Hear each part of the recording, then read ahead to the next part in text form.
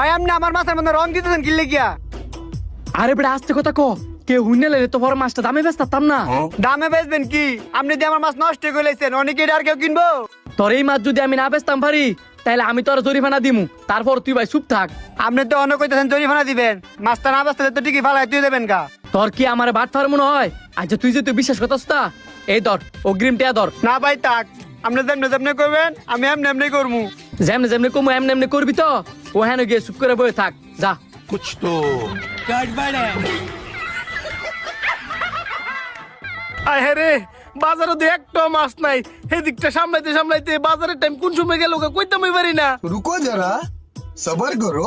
আল্লাহ, জামাইর বাড়ির মানুষের সামনে আমার মুখটা বুঝি থাকবো। ভাতিজা, পাঁচটা কত দিতাম? কাকা দামাদামি